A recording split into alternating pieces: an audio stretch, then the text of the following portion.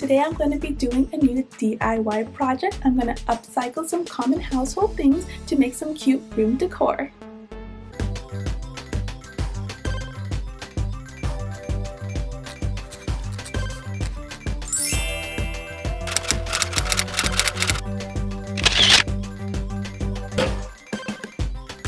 So today I'm going to be using some empty cereal boxes and also some tissue paper. So I save all the tissue paper that I get from gifts. Also, I save the tissue paper that I get when I purchase from stores. So a lot of these tissue paper is from Victoria's Secret and Pink. I like to save them and sometimes I'll reuse them in future gifts. But today I'm going to use it to make a cool DIY project for my room decor. So I'm going to be making a banner with the tissue paper and the cereal box, and I'm going to go ahead and hang it in my room as decor. So you could do this with any phrase or any shape that you would like. You could do it into a heart or a phrase. I chose the word dream because I wanted to put it on top of my desk and as a reminder to follow my dreams.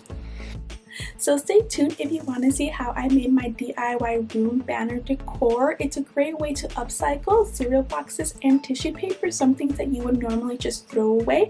So you can repurpose it and reuse it and make something wonderful for your home. In order to cut equal sized pieces, I went ahead and layered the tissue paper one on top of the other on a flat surface. I smoothed over any wrinkles and folds that the tissue paper may have had. Then I went ahead and I clipped the ends to keep all the papers together. I measured and marked every 3 inches. For this project, I used 3 by 3 squares. Square is going to be a very important shape for the project. I used some clips and my ruler to enable me to cut straight across the tissue paper. I cut the strips of 3 inches across the tissue paper. I was then able to stack them on top of each other, and I clipped the stacks again. I then marked every 3 inch again to ensure that both the length and the width would be 3 inches. I wanted to make sure I was using square shape for this project. This method allowed me to get perfectly even squares. I used cereal box cartons to write the letters inside. I used a bright marker to outline the letters, allowing me to cut the letters more easily. This process was a little bit tedious because cutting through the cardboard was a little bit difficult, so make sure to use strong and sturdy scissors for this portion. Also, some of the letters had cutouts in the middle. So this was a little bit difficult to remove. I had to use a cutting board and a sharp knife and cut around the edges. I had to do this on both sides of the cardboard to be able to remove them. And then I used the scissors to cut off some of the pieces and also smooth the edges. I did this with all the letters. Some of the letters, like the letter E, was easy to cut because they didn't have that cutout in the middle.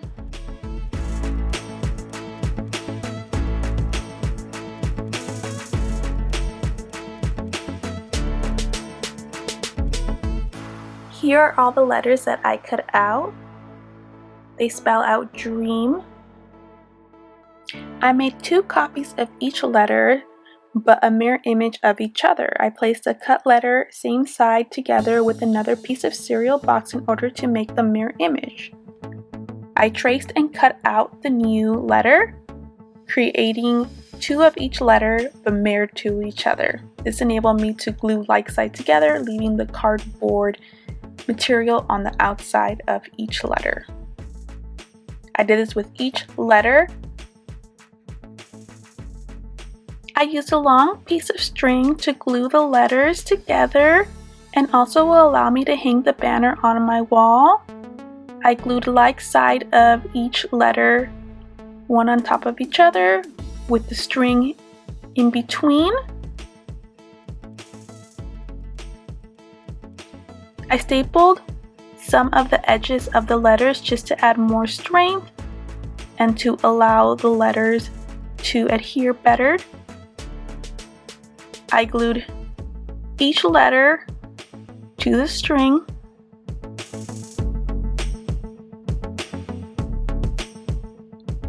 I made sure to measure the string in between each letter and make sure they were equal length.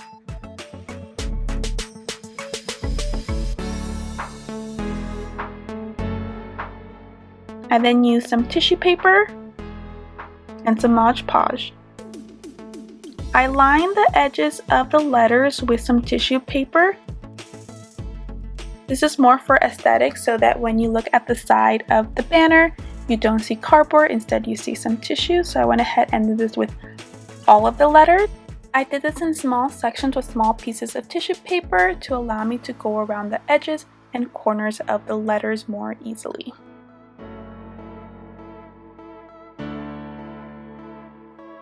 I placed Mod Podge on the surface of each letter and used a marker to wrap some of the tissue paper around, and then place each one individually on the letter.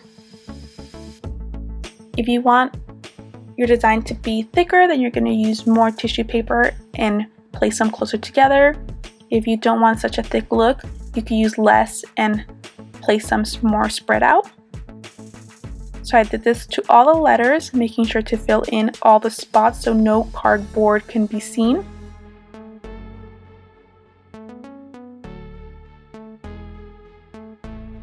I sometimes would dip the tissue paper in the Mod Podge just to give it a little bit more of adherence to the cardboard. You could use any kind of pen, marker, highlighter to place the tissue paper on the cardboard. And for my design, I used 3 colors to give it more dimension. I used a very light pink, a medium pink, and then some white.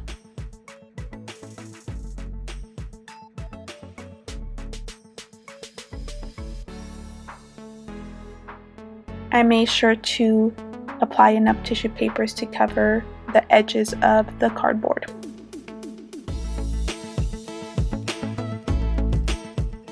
This is the final result of how my banner looks like. I placed it over my desk, over my corkboard and magnet board.